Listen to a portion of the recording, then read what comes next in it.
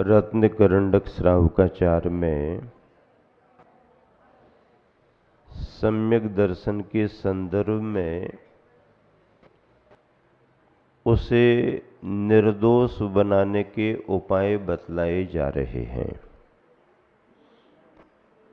हमारी आत्मा का गुण सम्यक दर्शन निर्दोष किस रीति से हो सकता है, इसकी चर्चा चल रही है। आचार्य महाराज कह रहे हैं कि सम्यक दृष्टि धर्मात्मा होता है, वह धार्मिक भावों की पहचान रखता है। प्राणी मात्र के प्रति उसके मन में सद्भावना रहती है। दुर्भावना का भाव वो किसी के प्रति भी नहीं रखता है। जब सम्यक दृष्टि के लिए ये अनिवार्य बातें बतलाई गई हैं, तो उसी चर्चा को आगे बढ़ा करके आचार्य महाराज कह रहे हैं कि सम्यक दृष्टि अपनी उपलब्धियों पर गर्व महसूस तो कर लेगा। कोई भी उसके लिए श्रेष्ठता प्राप्त हुई है, उसने अपने पुण्य से पुरुषार्थ से कुछ अर्जित किया है, तो उसमें अपने आप में उसे सुखद अनुभूति होगी, क्योंकि वो ग्रस्त है, संसारी प्राणी है। सुखद अनुभूति होगी। गर्व और गौरव का अनुभव इसलिए भी करेगा कि हमने अपने पिता की कीर्ति में 4 चांद लगा दिए, हमने अपने पिता के व्यापार को इतना बढ़ा दिया, हमने इस तरह से विस्तार कर लिया है, हमारा पुण्य फल रहा है, आदि आदि ऐसा अनुभव अपने आप में तो कर लेगा। लेकिन अपनी उपलब्धियों को लेकर के दूसरों को नीचा दिखाने का भाव नहीं करेगा। फर्क महसूस हो रहा कि नहीं?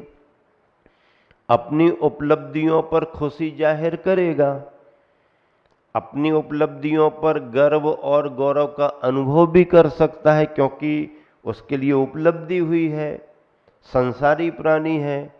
लेकिन हमको उपलब्ध हुआ है, ये उपलब्ध नहीं कर पाया, ये तो ऐसे ही है, तो सामने वाले को नीचा नहीं दिखाएगा और नीचा दिखा करके उसका तिरस्कार नहीं करेगा, अपमान नहीं करेगा। अगर सम्यक दृष्टि है तो वह दूसरों का अनादर नहीं करेगा, दूसरों के लिए अपमानित नहीं करेगा। ये एक विशेष गुण है, उसी की चर्चा आगे बढ़ रही है। 25वें नंबर के श्लोक में आप ध्यान से देखें। ज्ञानम पूजाम कुलम जातिम बलमृद्धिम तपो वपुः अष्टावाश्रित्य मानित्वम् इसमय माहुर्गतस्मयाः। एक साथ मिलकर, ज्ञानम पूजाम कुलम जातिम बलमृद्धिम तपो वपुः अष्टावाश्रित्य मानित्वम् इसमय माहुर्गतस्मयाः। सम्यक दर्शन की शर्तों में एक कहा गया था कि 8 अंगों का पालन करने वाला होता है, 3 प्रकार की मूढ़ताओं से रहित होता है, 8 प्रकार के मदों से रहित होता है। तो 8 प्रकार के मद ये कौन से हैं? उनके नाम। मद यानी अहंकार का भाव, मद यानी अभिमान का भाव, मद यानी दूसरे के तिरस्कार करने के भाव। किन किन बिंदुओं को लेकर के हम दूसरों को अपमानित कर सकते हैं, और अगर अपने को प्राप्त हैं तो अपने में अहंकार का भाव ला सकते हैं। ज्ञानम, ज्ञान को लेकर के। पूजाम, पूजा को लेकर के। कुलम, कुल। जातिम, जाति। बलम, बल। रिद्धिम, रिद्धि। तपः, तप। और बपुः, शरीर। इन अष्टौ, आठ का आश्रित्य, आश्रय लेकर इन आठ के आधार से मानित्वम, गर्वित होने को, अहंकार करने को। गतस्मयाः, स्मयाः अहंकार। गत, निकल गया है, बीत गया है। ऐसे गर्व से रहित कौन? गणधरादिक देव स्मयम आहु, गर्विया मद कहते हैं। भावार्थ, ज्ञान, पूजा, कुल, जाति, बल, रिद्धि, तप और देह, देह यानी शरीर, इन आठों का आश्रय लेकर जो गर्व करता है, गणधर आदि बड़े बड़े ज्ञानी मुनिजन उसे, उसकी इस प्रवृत्ति को, उसके इस व्यवहार को मद, अहंकार, गर्व कहते हैं, अभिमान कहते हैं। और ये अभिमान, अहंकार का भाव सम्यक दर्शन के लिए बाधक बन जाता है, सम्यक दर्शन के परिणामों को बाधित करता है, सम्यक दर्शन की निर्मलता को दूषित करता है। तो हम अपने सम्यक दर्शन को निर्मल बनाएं, सम्यक दर्शन को दोषों से बचाएं, तो क्या करना पड़ेगा? पुण्य के योग से प्राप्त भौतिक उपलब्धियों पर। क्या भौतिक उपलब्धियां कहा हमने? नया शब्द आपने सुन लिया, भौतिक उपलब्धियां। भौतिक उपलब्धियों में क्या आ जाएगा? ये सारी चर्चा जो की है, ये सब भौतिक उपलब्धियां हैं। किसके योग से मिलती हैं? ये पुण्य के योग से मिलती हैं। ऐसे नहीं मिलती हैं, तुमने मांगा और मिल गया, ऐसे थोड़ी मिलता है। अगर किसी को अपने ज्ञान की सामर्थ्य प्राप्त हुई है, तो उसका कोई ना कोई पुरुषार्थ, उसका कोई ना कोई पुण्य तो काम कर ही रहा है। मांगने से विद्या थोड़ी आती है। हम इस साल परीक्षा में 100 में से 100 नंबर ले लें, तो ऐसा कहने से 100 में से 100 मिलेंगे क्या? अब 100 में से 100 का लक्ष्य बना है तो मेहनत करना पड़ेगी, और भाग्य तुम्हारा साथ दे देगा। देखो, कई बच्चे मेहनत भी बहुत कर लेते, लेकिन वहां जाकर के जब लिखने बैठते हैं तो कई चीजें भूल जाते हैं। बाहर आकर के वो मौखिक सब बता देते हैं, घर में बता करके, याद करके, पढ़ करके गए, लेकिन वहां पर विद्यार्थी बहुत तैयारी करता है। इंटरव्यू में जब जाता है और सामने बेंच पर 4 से 8 बैठे एक साथ उसको देखते हैं, तो पसीना तो वैसे ही छोड़ देता है वो। और फिर अगर जरा घुमावदार 2-4 प्रश्न और कर दिए तो घबरा जाता है। तैयारी उसकी है, लेकिन वहां संभल नहीं पाया। तो ऐसे ही पुण्य के योग से ही ये सब मिलता है। पर पुण्य के योग में संभल जाना बहुत कठिन है। कष्टों के समय तो फिर भी व्यक्ति भगवान को याद कर लेता है। तकलीफ है, अब कोई दूर नहीं कर पा रहा, भगवान ही को याद कर लो। जितना लोगों ने जीवन भर में भगवान को याद नहीं किया होगा, उतना कोरोना के काल में लोगों ने भगवान को याद किया है। हाँ, जितनी धार्मिकता, जितनी भक्ति, जितनी भावना लोगों ने अच्छे समय में नहीं भाई, उतनी कोरोना के समय में बड़े बड़े धार्मिक चेहरे नजर आए जो कभी जिंदगी में भगवान को याद ही नहीं करते थे। वो सब रोज विधान कर रहे, रोज विधान कर रहे, हे भगवान, हे भगवान। अब डॉक्टर ने भी मना कर दे, हे भगवान हैं?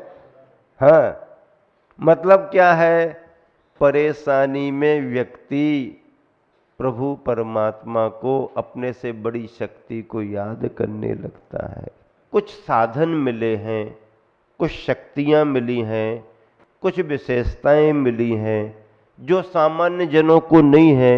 उन सब से हटकर के कोई अपने लिए कुछ विशेष मिला है तो उसे पुण्य का उदय और पुण्य के उदय से मिला हुआ साधन मान करके उसका सदुपयोग करो।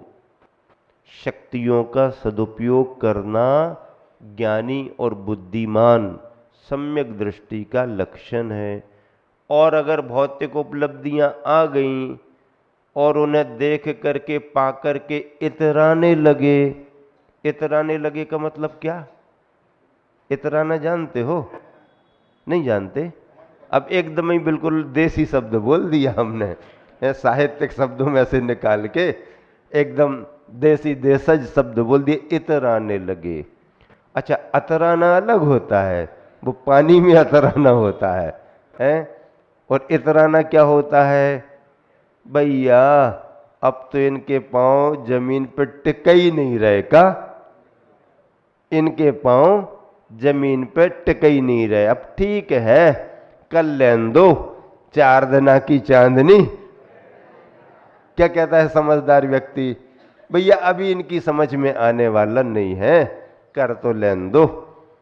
हमने तो खूब जमाना देखा है, हमारे बाल ऐसे ही थोड़ी पक्के हैं। क्या कहता है? हमारे बाल ऐसे थोड़ी, बाप नए नए हैं, कल लेने दो, समझ में आएगा इनको भी। इतरा रहा है, इतरा रहा का मतलब किसी को कुछ समझ ही नहीं रहा। हाँ, किसी को कुछ समझ ही नहीं रहा, ऐसा व्यवहार, ऐसे भाव इतराना कहलाते हैं। क्या? डिक्शनरी उठा के देखना हिंदी वाली, उसमें अच्छे से अर्थ मिलेगा इतराने का अर्थ क्या होता है। वैसे तो समझ में आ गया ना। तो ऐसे अहंकार के भावों में आकर के दूसरे को कुछ भी नहीं समझना। ठीक है भाई, उसका थोड़ा पुण्य कम है, उसके पास थोड़े साधन कम है, उसके पास में थोड़ी सुविधाएं कम है, तो उसमें ये विचार तो करे कि भैया देखो इतनी मेहनत करता है, इतनी पुरुषार्थ करता है, इतना भाव रखता है, फिर भी इसको सफलता नहीं मिल रही। भगवान इसका भी भला हो, इसका भी अच्छा हो, हमारे जैसी इसको भी उपलब्धियां हो। ये भाव तो सब धर्मात्मक है। लेकिन ऐ तुम हमारे सामने नहीं आना, तुम क्या लगते हो, तुम क्यों आकर के हमारे पास बैठ गए, तुम्हारी हमारी क्या, ऐसा तुलना आदि आदि, ये गर्व और अहंकार के भाव हैं। इन भावों से सम्यक दृष्टि को बचना चाहिए। इसलिए क्या लिखा? अब ज्ञान कैसे कहते हैं? ज्ञान कैसे कहते हैं? तो देखो, अपने क्षयोपम में ज्ञान, थोड़ा सा अपना क्षयोपम बढ़ गया, 2-4 शास्त्रों का ज्ञान हो गया, ज़्यादा का हो गया, भाषा आ गई, अच्छे से तुमने समझ लिया, व्याख्या करना आने लगा। अब आने लगा तो अच्छी बात है, इसका उपयोग करो, दूसरों के लिए लाभ दो। लेकिन उपयोग न करते हुए अहंकार करना, और जिसको ये योग्यता प्राप्त नहीं है तो उसे नीचे दिखाना, ज्ञान का अहंकार है। ज्ञानम पूजाम, जरा पुण्य के उदय से पद प्रतिष्ठाएं मिल गई हैं और मान सम्मान बढ़ गया है, तो फिर उसको लेकर के फिर किसी को कुछ भी नहीं समझना। कुल, पिता के पक्ष को कुल कहते हैं, जाति माता के पक्ष को लेकर के जाति होती है। तुम क्या जानते हो हमारे दादा परदादा ऐसे थे, ये कुल की बात हो गई। तुम नहीं जानते हो हमारे नाना नानी का क्या प्रभाव है, नाना नानी पर पहुंच गया, माता पिता पर पहुंच गया, जाति को लेकर के बल। अरे भैया, हमारे सामने अच्छे अच्छे सूरमा भी पछाड़ खा जाते हैं। देखो ना, कितने लोगों को हमने हरा दिया है बल को लेकर के। रिद्धि, रिद्धि का मतलब है कि कुछ शक्ति विद्याएं विशेष आ जाएं साधना करने से और उसमें लोग चमत्कृत और प्रभावित होने लगें, तो उसको लेकर के अहंकार का भाव करना। तब अरे तुम तो एक आसन भी नहीं कर पा रहे, तुम तो कुछ भी नहीं छोड़ पाते हो, हम तो देखो कितना कितना कर लेते हैं, उपवास है, नीरस भोजन है, साधना है, सामयिक है, 3-3 4-4 घंटा बैठे रहते हैं, तुमसे तो जमीन में बैठते ही नहीं बनता, हमको तो देखो एक बार आसन लगा ली ना, क्या समझते हो अपने आप को। ऐसी बातें करना तप को लेकर के, साधना को लेकर के। और देह यानी शरीर, शरीर स्वस्थ है, बलिष्ठ है, सुंदर है, तो उसको लेकर के तुम्हारा कुछ नहीं ऐसा वैसा। इन आठों का आश्रय लेकर, ये आठ तो प्रतीकात्मक हैं, असंख्यात भाव हो सकते हैं, असंख्यात तरह की उपलब्धियों को लेकर के। तो जितनी तरह की उपलब्धियों को लेकर के गर्भ अहंकार के भाव आएंगे, मद के उतने भेद हो जाएंगे। हाँ, प्रतीकात्मक आठ हैं। तो इनको गणधर भगवान ने क्या कहा, ये अहंकार है और इससे सम्यक दर्शन में बाधा आती है। सम्यक दृष्टि इन दैहिक और भौतिक उपलब्धियों को पुण्य का योग मानता है और ये भी जानता है कि पुण्य का योग है तो हमेशा एक सा थोड़ी बना रहेगा, हमेशा एक सा बना रहता है क्या? नहीं नहीं, बड़े बड़े सिंहासन, बड़े बड़े तख्त और ताज भी धूल में मिलते हुए देखे गए हैं। बड़े बड़े कोठी बंगले महल भी खंडहर में बदलते हुए इतिहास ने देखा है, अभी भी देख रहे हैं। और घूरे, घूरा जानते, एक शब्द और आ गया। हाँ हाँ, तो घूरे के दिन भी फिर जाते हैं। बच्चे भी कई बार घूरे की गंदगी देख करके वहां, नहीं नहीं हम वहां नहीं जाएंगे, ऐसे घूरे की शकल सूरत रहती है जहां छोटे बच्चे भी नहीं जाते। लेकिन कभी कभी देखते हैं तो घूरे के दिन भी फिर जाते हैं और वहां अच्छी अच्छी चीजें बन जाती हैं। इसलिए इन सब बातों को समझो। दोहा पढ़ो चलो। ज्ञान रिद्धि बल जाति कुल, पूजा तन तपगर, जो करते वह मद रहा, कहते मद जित सर्व। 25वां पद निकालें पीछे से। हाँ, गुरुवराचार्य ने जो लिखा हुआ है उस पद को पढ़ते हैं। 25वां पद है, ज्ञानवान हूँ रिद्धिमान हूँ, उच्च जाति कुलवान, तथा पूज्य प्रतिष्ठित रूपवान हूँ, तपधारी बलवान, तथा मन में आबिर्मान मान हो, इन आठों के आश्रय ले, वही रहा मद निर्मद, कहते जिनवर जिनका आश्रय ले। आविर्मान शब्द आया यानी उत्पन्न, उद्भव, मान का। इस तरह से निर्मद मुनिजन जिनवर भगवान इन आठों को लेकर के किए गए भावों को, अहंकार को मद कहते हैं।